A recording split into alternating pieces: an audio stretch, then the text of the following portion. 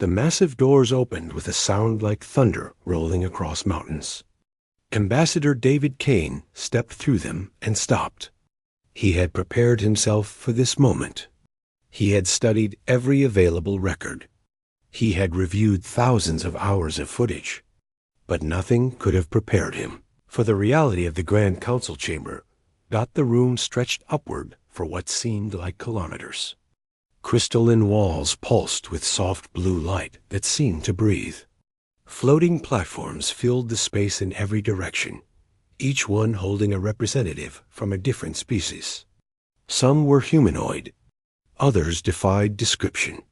One being appeared to be made entirely of light. Another seemed to exist partially outside normal space, their form flickering between dimensions. David counted 200 platforms in his first glance, then 300. Then he stopped counting because the numbers made his head spin.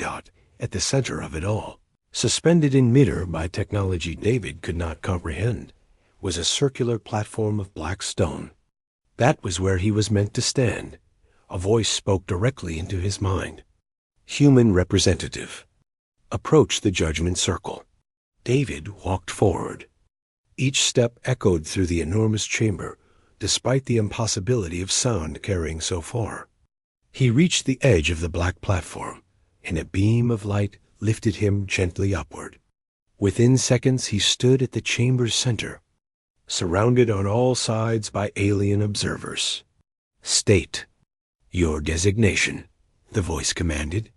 David Kane, ambassador of Earth, representative of humanity.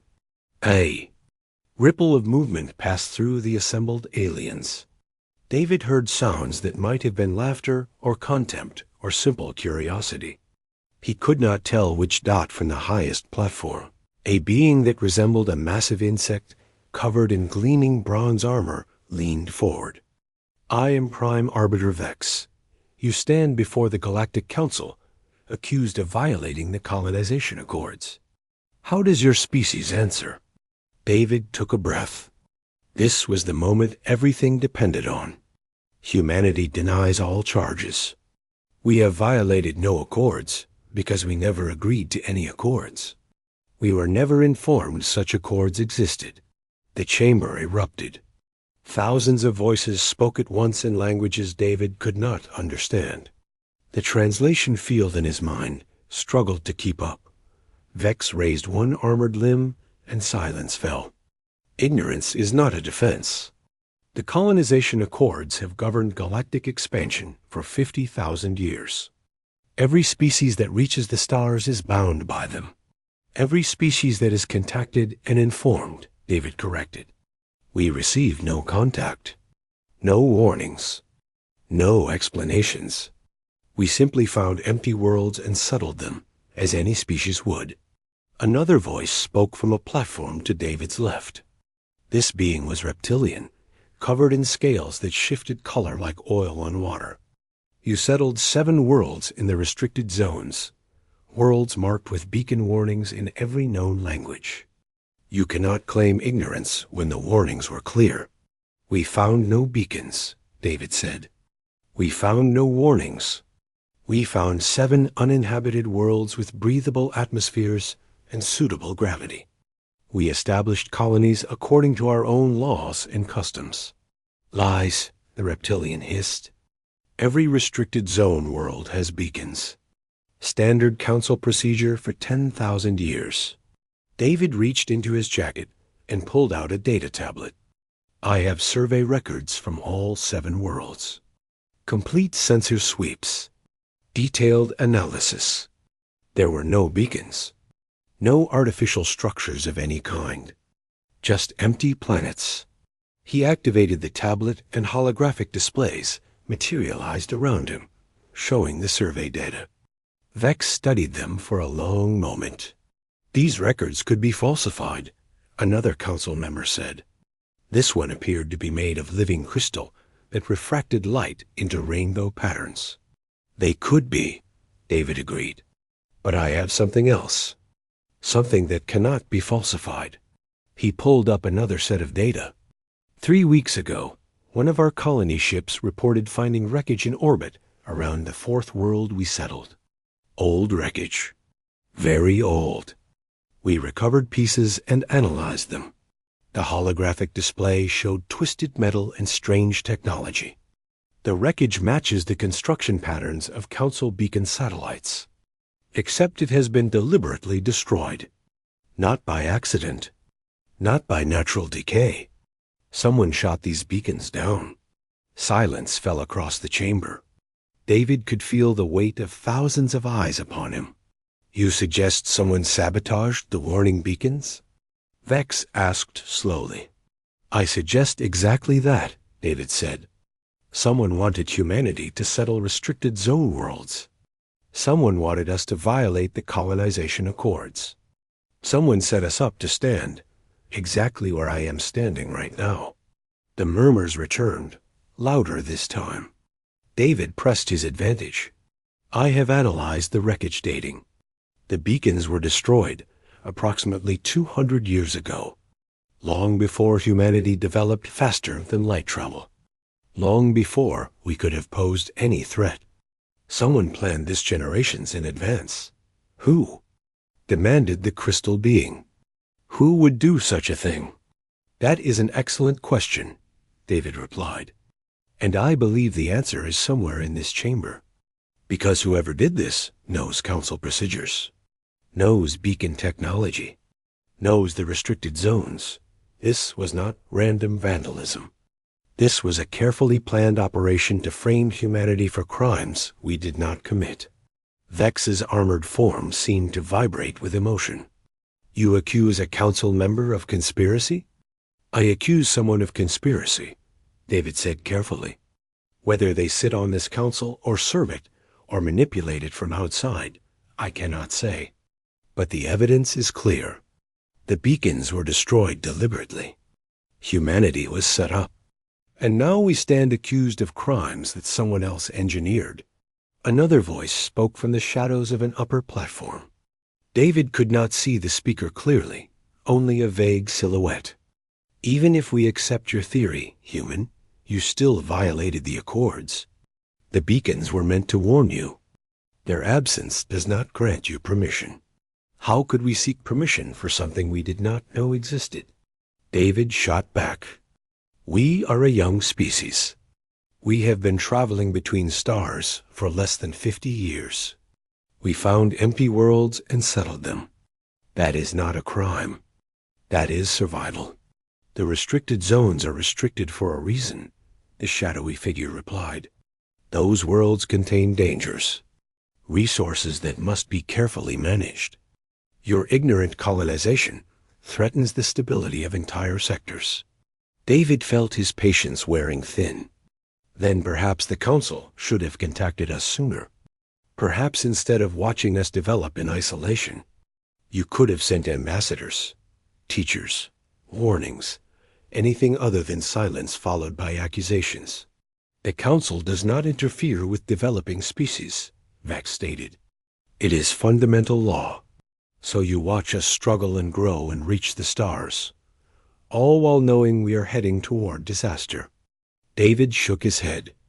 That is not wisdom. That is negligence. The chamber erupted again.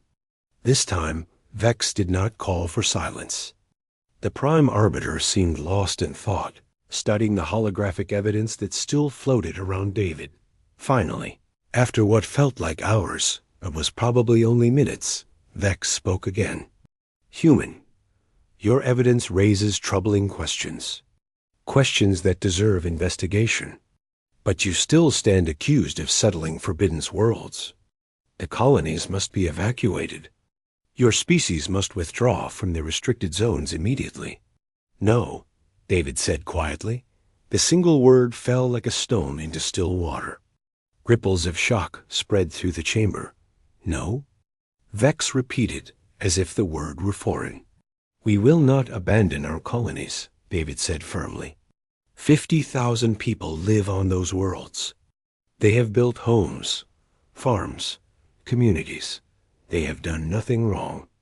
I will not condemn them to exile because of conspiracy and manipulation. You refuse a direct order from the Galactic Council? I refuse an unjust order, David corrected. Find the real criminals. Discover who destroyed the beacons and why.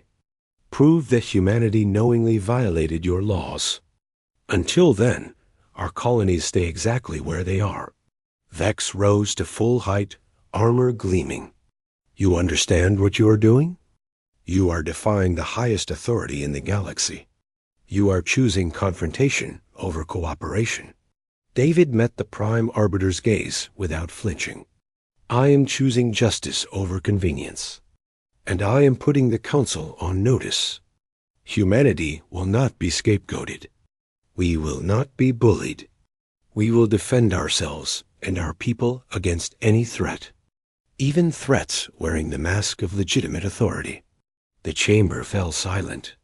David could feel the tension building like electricity before a storm. And the shadowy figure from the upper platform spoke again. And this time, David heard something new in the voice. Fear. This human is more dangerous than we anticipated. The council chambers remained frozen in tense silence. David stood at the center platform, every muscle in his body coiled tight.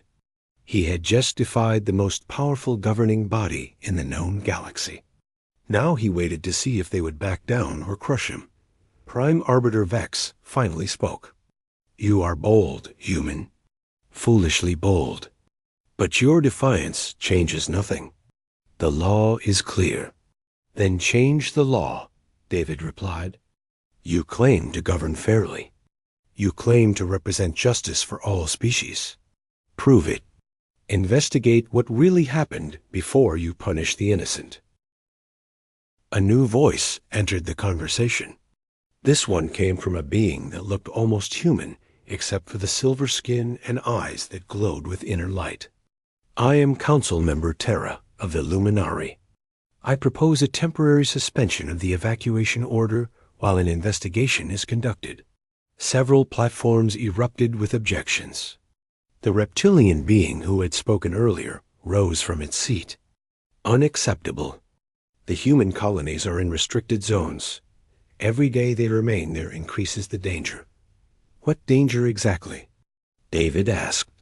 You keep mentioning danger, but you have not explained what we are supposedly threatening. If these zones are so critical, tell me why. Vex and the other council members exchanged looks. David could see the hesitation in their body language. They were hiding something. The nature of the restrictions is classified, Vex finally said. Classified, David repeated. So you want us to abandon our homes based on secret dangers you refuse to explain. That is not law. That is tyranny. Terra spoke again. The human has a point. How can we expect compliance with rules we will not explain? Perhaps it is time for transparency. The restrictions exist for the protection of all species, the crystal being said. Revealing the reasons could cause panic. David laughed without humor. You are more afraid of your own people knowing the truth than you are of potential danger. That tells me everything I need to know about your priorities. The shadowy figure from the upper platform moved slightly, and for the first time, David caught a glimpse of its form. It was tall and impossibly thin, with too many joints in its limbs. When it spoke, its voice carried weight that made the air itself vibrate. Enough games. The restricted zones contain remnants of the predecessor civilization. Ancient technology beyond our understanding. Technology that could destroy entire sectors if misused. We restrict access to protect the galaxy from its own curiosity. A shocked murmur ran through the chamber. Clearly, this information was not common knowledge, even among council members. David absorbed this revelation quickly. The predecessors. The species that supposedly built the Gateway Network and then vanished 10 million years ago. They did not vanish, the shadowy being said. They transcended. Left this dimension for something beyond our comprehension. But they left behind tools we are not ready to use. Tools that could crack planets or ignite stars, or tear holes in reality itself. And you think humanity would be stupid enough to play with such things? We think humanity is too young to understand the danger, Vex said. Just as we were once too young. The Council has spent 50,000 years carefully managing these sites, studying them slowly, safely. Your colonies threaten that careful balance. David considered this. It actually made sense. If the restricted zones really contained dangerous predecessor technology, then limiting access was reasonable. But something still did not add up. If the danger is so great, why not tell us from the beginning? Why not contact Earth 50 years ago when we first developed FTL drive and explain the situation? We would have cooperated. Would you? The crystal being asked. Or would you have seen Forbidden's technology and rushed to claim it first? Young species are predictable. They see warnings as challenges, restrictions as prizes waiting to be taken. You judge us without knowing us, David said. You make assumptions based on stereotypes. That is exactly the kind of thinking that leads to injustice. Terra leaned forward. He is right. We cannot condemn an entire species based on assumptions about their youth. I maintain my proposal. Suspend the evacuation order. Send investigators to examine the beacon wreckage. If the human evidence is valid, we owe them an apology. And if the evidence is fabricated, the reptilian being demanded. Then we proceed with evacuation, and humanity faces consequences for deception, Terra replied. But we must verify before we act. That is the foundation of justice. More council members began voicing opinions. The chamber split into factions. Some supported investigation. Others demanded immediate compliance. The debate raged for nearly an hour. David stood silent through most of it, watching the political dynamics unfold. He noticed patterns. The older species, the ones who had been council members for thousands of years, wanted strict enforcement of existing rules. The younger species, those who had joined the council more recently, were more sympathetic to humanity's position. It was the classic conflict between established authority and new perspectives. And David was betting everything on the new perspectives winning. Finally, Vex called for a vote. All in favor of Councilor Terra's proposal to suspend evacuation pending investigation. Signal now. Lights appeared on platforms throughout the chamber. David counted them desperately. He needed a simple majority. 51% of the council. The count took forever. When it finally finished, Terra smiled. The motion passes. 143 to 138. David felt relief flood through him. It was a narrow victory, but it was victory nonetheless. Vex did not look pleased. Very well. The evacuation order is suspended for 60 standard days. Investigators will be dispatched to examine the evidence. Human, you and your people will cooperate fully with this investigation. Of course, David agreed. We have nothing to hide. We shall see, the shadowy being said. But know this, human.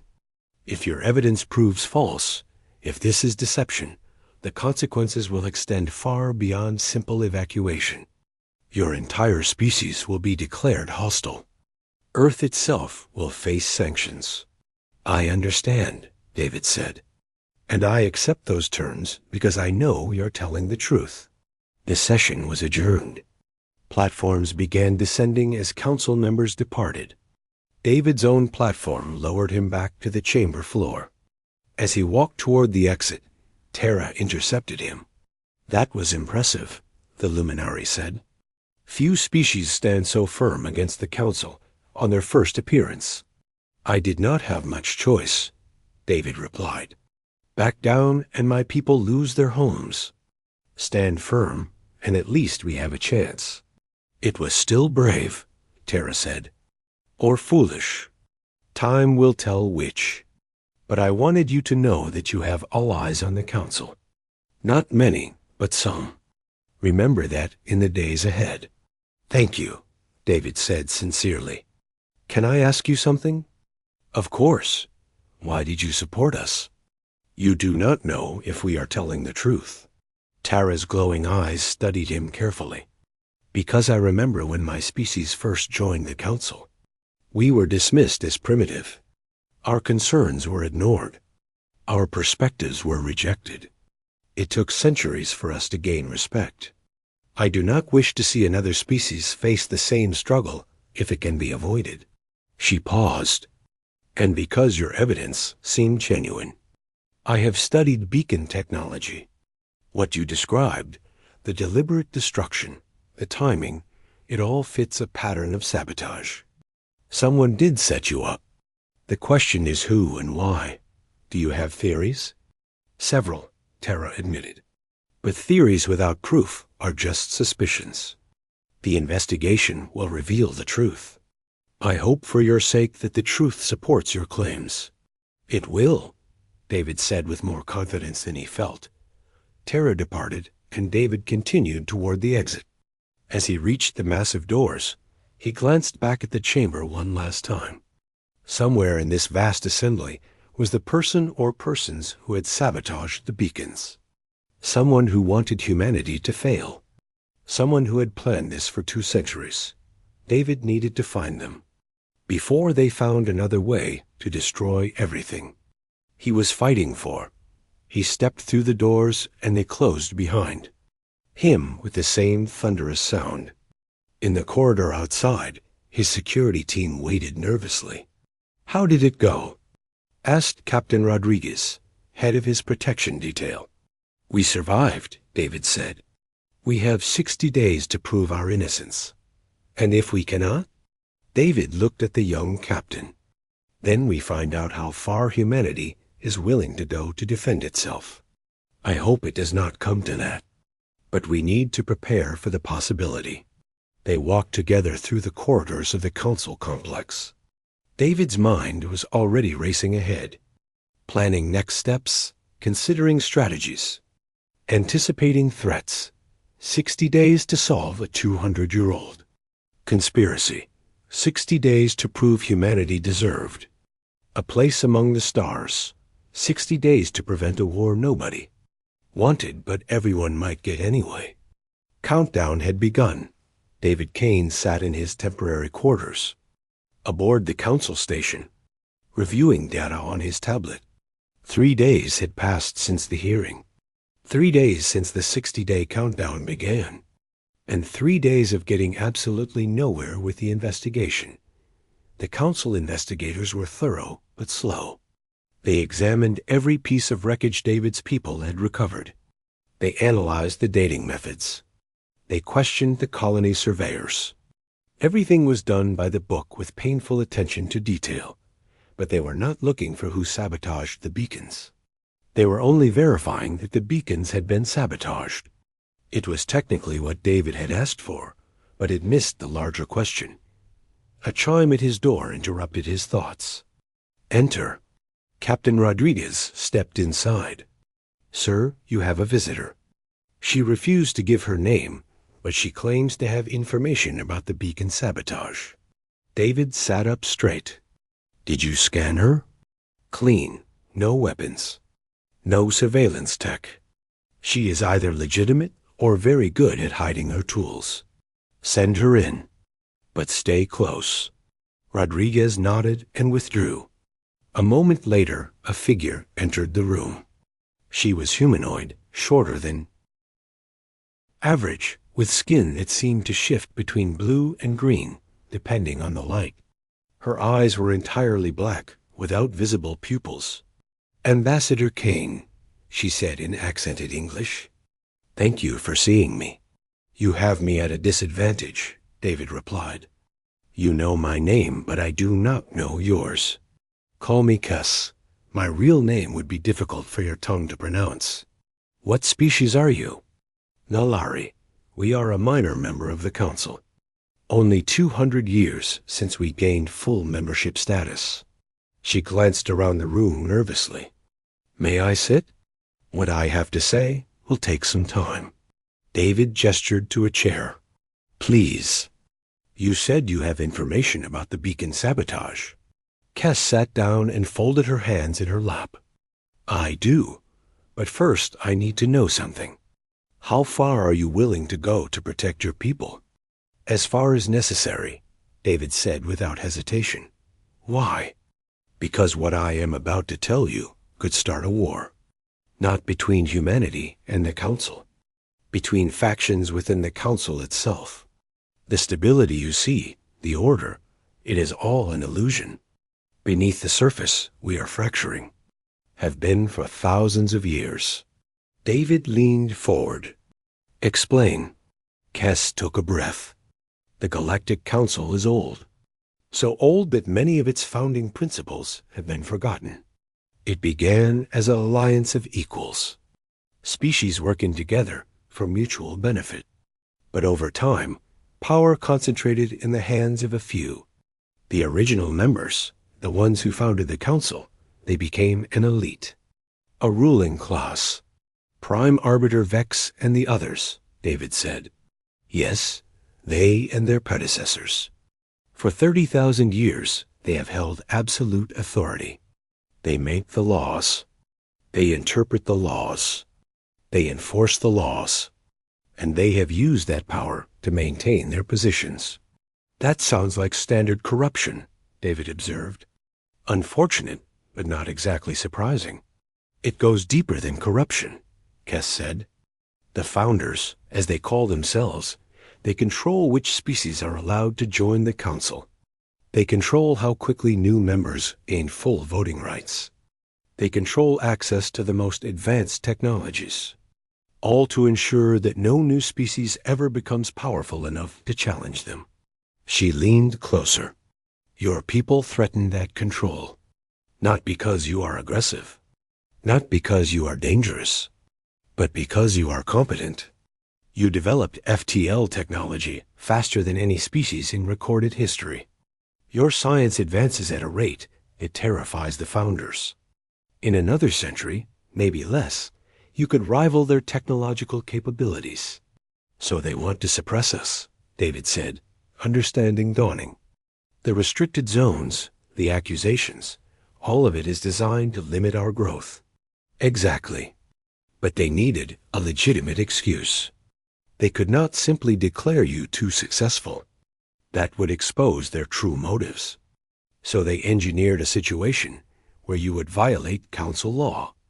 Then they could impose restrictions disguised as punishment. David felt anger building in his chest. The beacon sabotage. That was the founders? I believe so. I cannot prove it yet. But the pattern fits. 200 years ago, right when your species was beginning to experiment with early fusion drives, someone destroyed the warning beacons around 7 restricted zone worlds. Worlds they knew you would eventually find and settle. They planned this before we even had space travel. The founders think in centuries, not years. They saw your potential early and began preparing countermeasures. David stood and paced the small room. Why are you telling me this? If the founders are as powerful as you say, helping me puts you at tremendous risk. Cass smiled sadly. Because my species was almost destroyed by the same tactics. 60 years ago, the Nalari were accused of violating trade regulations. Regulations we had never been informed existed. We were sanctioned, our growth stunted, our expansion limited. It took us decades to recover. I will not watch another young species face the same fate if I can prevent it. What do you need from me? David asked. Proof. I have suspicions and circumstantial evidence. But I need concrete proof that the founders sabotaged those beacons. That means accessing restricted Council archives, files that are protected by the most sophisticated security in the galaxy. And you think I can access them? I think you have something the founders fear. Human creativity, human stubbornness, human willingness to break rules when the rules are unjust. Cass pulled a small data chip from her pocket. This contains everything I have gathered so far. Patrol schedules, security protocols, archive locations. Study it. If you can find a way into those files, we might be able to expose the truth. David took the chip. And if we succeed? If we prove the founders committed sabotage? What then? Then we present the evidence to the full council. Not just the founders, but all members. The younger species, the ones still struggling for equality, they will support you. Together, we might have enough votes to force reforms. Real reforms. A redistribution of power. You are talking about revolution, David said quietly. I am talking about justice, Cass corrected. The council was meant to serve all species equally. It has failed that mandate. Someone needs to remind them of their purpose. Your people, facing destruction for crimes they did not commit, you are the perfect catalyst. She stood to leave. Think about what I have said. Study the information. But be careful. The founders have eyes everywhere. If they discover what you are planning, they will act. And next time they will not bother with legal pretense. Wait, David said. How do I contact you? You do not. I will contact you when it is safe. Trust no one inside the council complex. Assume every conversation is monitored. Assume every ally might be a spy. She moved toward the door. Good luck, Ambassador. The future of more than just humanity depends on your success. Cass slipped out of the room before David could ask more questions. He stood holding the data chip, weighing it in his palm. It was so small, so light, but it might contain the key to everything. Rodriguez entered a moment later. Sir, did you learn anything useful? Maybe, David said. Or maybe I just became part of a conspiracy that will get us all killed. Hard to say which. He looked at his security chief. I need complete privacy for the next few hours. No interruptions. No surveillance. Can you arrange that? Rodriguez hesitated. Sir, going dark inside the council complex will raise red flags. I know, but this is important. Critical. I need to review some information without anyone knowing about it. The captain studied his face for a long moment. Then he nodded. I will handle it. You will have 4 hours. After that, the council security systems will notice the gap and start asking questions. 4 hours will have to be enough. Rodriguez left and David inserted the chip into his secure tablet. The files it contained were extensive. Patrol routes, guard rotations, surveillance blind spots, and most importantly, the location of the restricted archives. David studied it all carefully, his mind working through possibilities. Breaking into the most secure facility in the galaxy was suicide. But if Kess was right, if the founders really had sabotaged those beacons, then the proof would be in those archives. And without proof, humanity had no chance. He had 60 days to save his species. He had just committed to spending at least some of those days planning what amounted to the greatest heist in galactic history. David smiled grimly. If nothing else, humanity would be remembered. The question was whether they would be remembered as heroes or criminals. He supposed it depended on who won. 18 days remained until the investigation deadline. David stood in the shadows of a maintenance corridor deep inside the council complex, watching security patrols pass by on their regular schedule. Everything Kess had given him was accurate. The guards moved exactly when and where she had predicted. That should have been comforting. Instead, it made him nervous. Information this good meant Kess had high-level access or high-level sources. Either way, she was more connected than she had admitted. David filed that concern away for later consideration. Right now, he had bigger problems. Captain Rodriguez crouched beside him, along with 2 other members of David's security team. All of them wore clothing treated with light-bending technology that made them difficult to see in dim conditions. It was not true invisibility, but it was close enough. The next gap in patrol coverage happens in 3 minutes, Rodriguez whispered. We have exactly 8 minutes to reach the archive entrance before the next rotation. Then we move fast, David replied. Remember, we are looking for files dated between 190 and 210 years ago. Anything about the restricted zones or beacon maintenance. Get in, copy what we can, get out. And if we are caught? One of the other security officers asked. We claim we got lost looking for the ambassador's quarters, David said. Play dumb. Apologize profusely. Let me do the talking. It was a terrible plan, and everyone knew it. But terrible plans were all they had. The patrol passed. Rodriguez counted down silently on his fingers. 3, 2, 1. They moved. The corridor was longer than it had appeared on Kess's maps. David's heart pounded as they half ran through the empty passage. Every shadow seemed to hide a camera.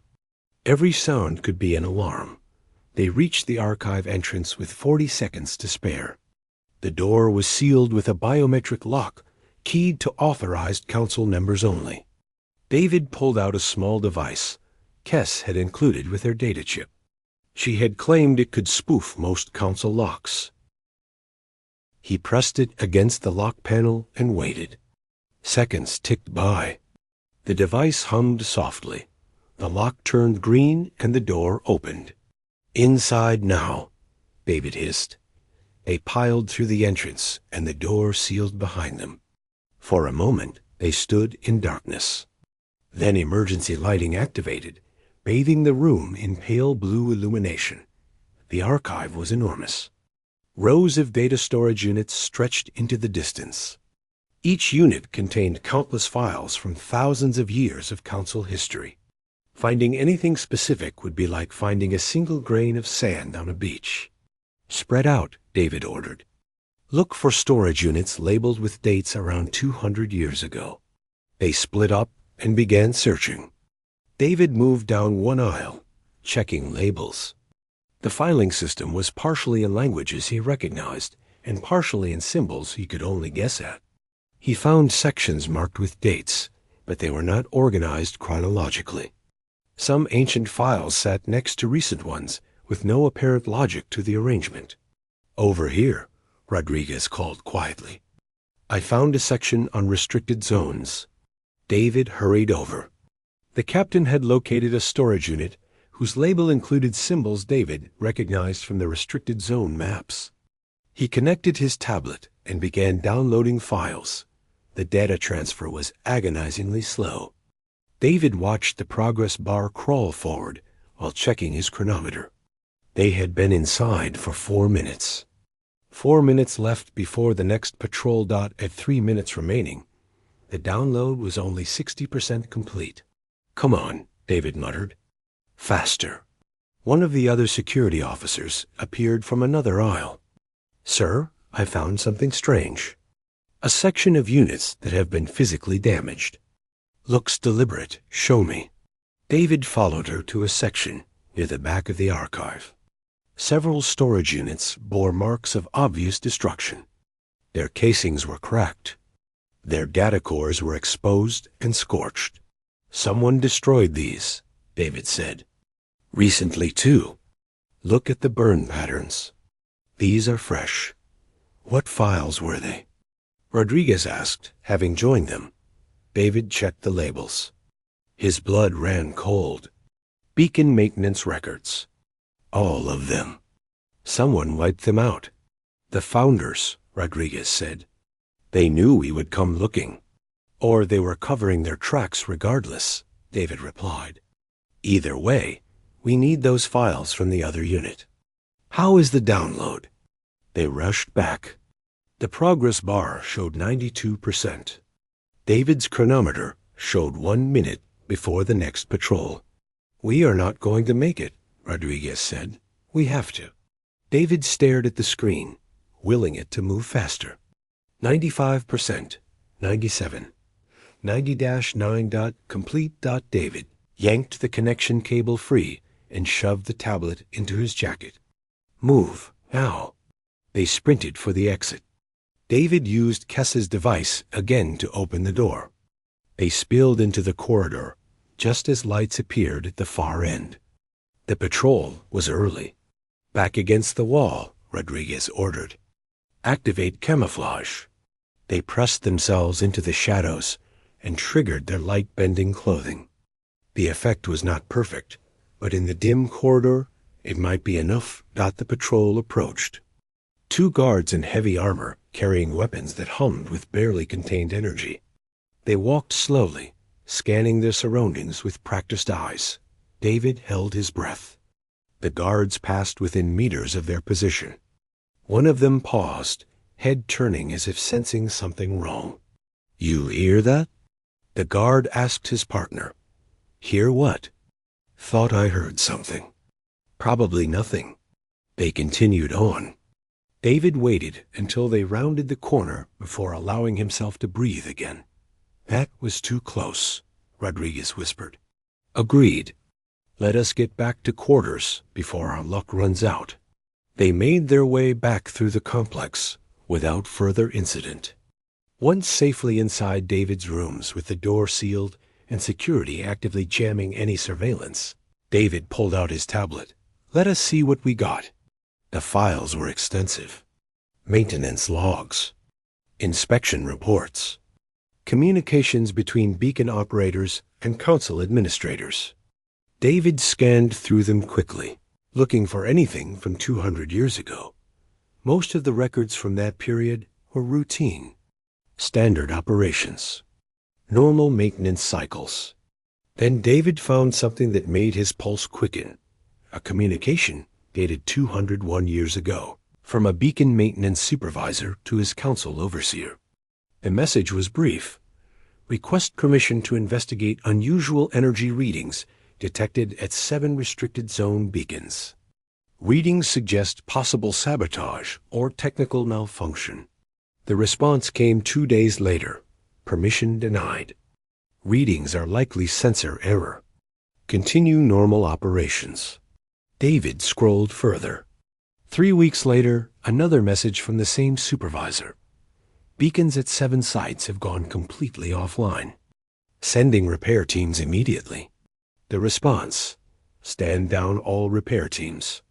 The beacons will be evaluated and replaced according to standard replacement schedules. No emergency repairs authorized. They knew, David said aloud. The council knew the beacons were sabotaged, and they deliberately prevented repairs. Rodriguez looked over his shoulder at the screen. That is proof.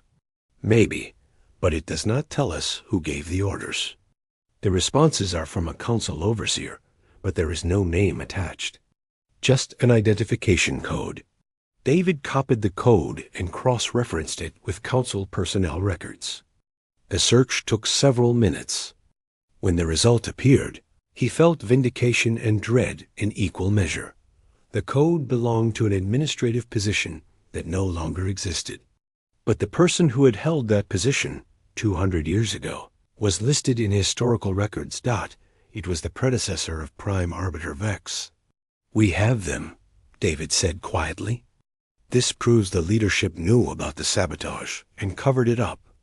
What do we do now? Rodriguez asked. Now we figure out how to present this evidence without getting killed before we can speak. David began copying the files to multiple encrypted storage devices. We need backups. Lots of them. If the founders realize what we have, they will try to destroy it. He worked quickly, his mind racing through scenarios. Presenting this evidence to the council would cause chaos. Some members would demand accountability. Others would close ranks to protect the power structure. It could fracture the entire government, which was exactly what Kess wanted. A revolution disguised as a quest for justice. David wondered if he was being manipulated. If Kess and her mysterious allies were using him to achieve their own goals, rather than genuinely helping humanity, then he decided it did not matter. Manipulated or not, the evidence was real. The conspiracy was real, and humanity deserved to know the truth. 14 days until the investigation concludes, David said. That is how long we have to prepare our case and protect ourselves from retaliation. And if the founders move against us before then? Rodriguez asked. David met his eyes. Then we make sure humanity knows why we died. The council chamber was more crowded than David had ever seen it. Word had spread that the human ambassador was going to present findings from the investigation. Every species wanted to witness what would happen.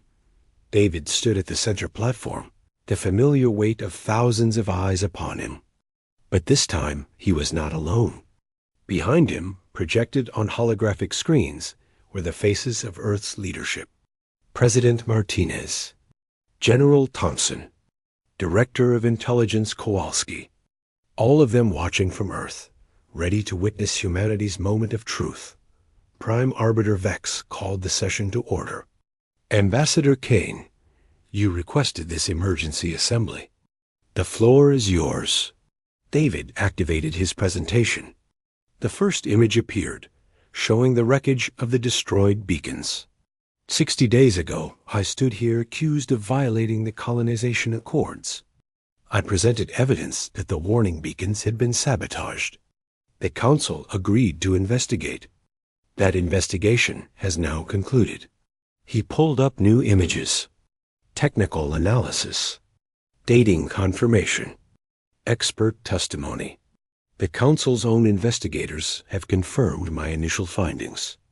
The beacons were deliberately destroyed approximately 200 years ago. This is no longer theory. This is verified fact. Murmurs ran through the chamber. Vex raised a hand for silence.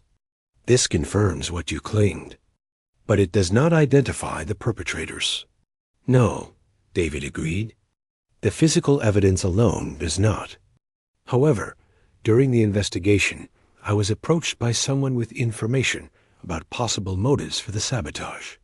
Following up on that information, I conducted my own research into council archives. He pulled up the communication records he had stolen. Several council members leaned forward to read them. These records show that council leadership was informed of the beacon failures 200 years ago. They were warned that the failures might be sabotage, and they deliberately prevented repairs or investigation. The chamber erupted. Vex's armored form seemed to vibrate with emotion. Those are restricted files. How did you obtain them? Does it matter? David shot back. What matters is their content. Someone in council leadership knew about the sabotage. Someone decided to cover it up. Someone engineered a situation where human IT would be set up for crimes we did not commit. Counselor Tara stood from her platform. Ambassador Kane raises a valid concern. These files deserve explanation. The shadowy figure from the upper platform spoke. The files are fabrications. Obvious forgeries designed to cast doubt on council authority. Then verify them, David challenged. Pull the original records from the archives. Compare them to what I have presented. If I am lying, prove it. Vex was silent for a long moment. The archives you reference were damaged in a recent technical malfunction. The original files are unavailable. How convenient, David said. The only records that could prove or disprove my claims happened to be destroyed. Right around the time my people started investigating, he could see doubt spreading through the chamber. Species that had trusted the council were beginning to question. This was the moment. This was where everything balanced on a knife edge. David pulled up his final piece of evidence. The identification code from the communications. This code belongs to an administrative position that was held 200 years ago by the individual who later became Prime Arbiter, the same office that is now held by Vex. I am not claiming Vex personally was involved, but someone in that chain of command knew. Someone covered it up, and someone needs to answer for it. Vex rose to full height. You accuse this council of conspiracy based on circumstantial evidence and stolen files. This is outrageous. Is it? David asked. Then explain the beacon sabotage. Explain the covered-up warnings. Explain why repairs were blocked. Give me an innocent explanation that makes sense. Silence. You cannot, David continued, because there is no innocent explanation. The beacons were sabotaged to set humanity up. The evidence was covered up to hide that sabotage. And now we are being punished for crimes that were committed against us. Terra spoke again. I move that we establish an independent investigative committee to examine these allegations. Not council investigators. Truly independent observers from neutral species. Seconded, called another council member. Then another.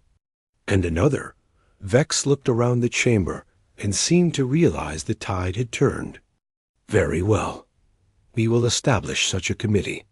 But until their investigation concludes, the original questions remain unanswered. Humanity still settled restricted zone worlds. That violation stands regardless of how it came about. Then I have a proposal, David said. Humanity will withdraw from the restricted zones, but we do so under our own timeline and our own terms. We will not be rushed. We will not abandon our people to hasty evacuation. And in exchange, the Council will provide full transparency about what is in those zones and why they are restricted. Unacceptable, the crystal being said. The restricted zones are classified for good reason. Not anymore. Kessa's voice rang out. David turned to see her standing at one of the observer platforms. She had shed her nervous demeanor and stood with confidence. I am Kess of the Nalari, she announced, and I represent a coalition of 37 species who are tired of council secrets. We demand transparency. We demand equal treatment. We demand that the council remember it was meant to serve all species, not just the founders. Other voices joined hers. Species David had never heard of stood and made similar declarations. The chamber filled with demands for reform, for accountability, for change. Vex seemed overwhelmed by the sudden uprising. The Prime Arbiter looked to the other senior council members, but they appeared equally shocked. David watched it unfold and realized what Kess had done. She had not just helped him expose corruption. She had used his exposure as a catalyst for revolution. The younger species had been waiting for a moment like this, waiting for proof that the system was rigged against them. Now they had it, and they were not going to waste the opportunity. Order! Vex's voice boomed across the chamber. This session is adjourned. We will reconvene when calmer heads prevail. But the assembled species did not quiet. If anything, they grew louder. David saw anger on faces, determination, hope. He had come here to save humanity from false accusations. Instead, he had sparked something far larger. The Galactic Council was fracturing before his eyes. Kess made her way through the crowd to David's platform. Well done, she said. Better than I hoped. You used me, David said. I gave you the tools to save your people, Kess corrected. What I did with those tools was give my people and dozens of others hope for something better. We both got what we needed. This could mean war. It could, Kess agreed. Or it could mean the first real change this galaxy has seen in 30,000 years. Either way, things will never go back to how they were. She walked away, leaving David alone at the center of the chaos he had created. Captain Rodriguez appeared at his side. Sir, we should get you somewhere secure.